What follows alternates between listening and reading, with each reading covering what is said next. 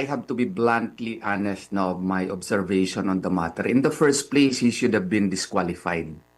Disqualified for delicadeza, disqualified likewise under the rules of court simply because of the fact na ano yun yung wife niya was one of the signatories pala doon sa impeachment complaint against VP Sara Duterte.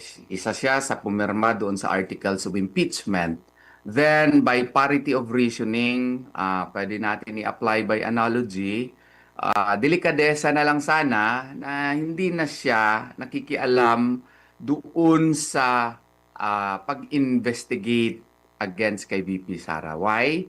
Because there is a clear conflict of interest. He cannot say that he can separate himself from the affairs of his wife. Kasama niya yun sa tulog, kasama niya sa kain, kasama niya sa kanyang buhay. So dapat sana hindi na lang siya nakikialam, especially doon sa pag-appear sa Senado. Hindi pa siya hindi pa siya sabinad.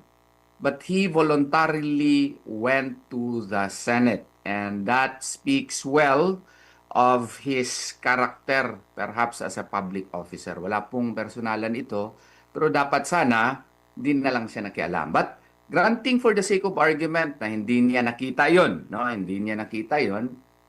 Yung quality ng kanyang testimony sa aking palagay lang ay medyo depektibo. Bakit? He was not personally involved in the original investigation. He was not present during the time when it was investigated. And as a matter of fact, no, hindi rin siya mismo ang nag-imbestiga.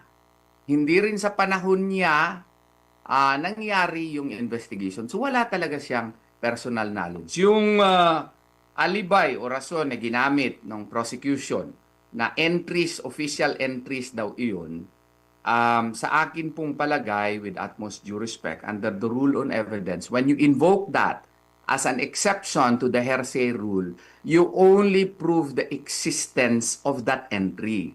You do not prove the truthfulness of the entry.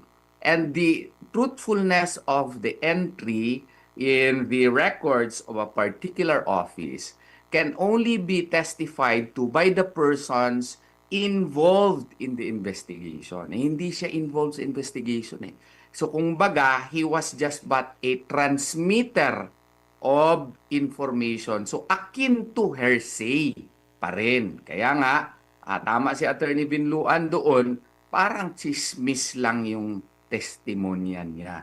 Maski saan kang, side sa politika, kung korte po ito, dapat excluded na yung testimony niya kasi wala yung probative value.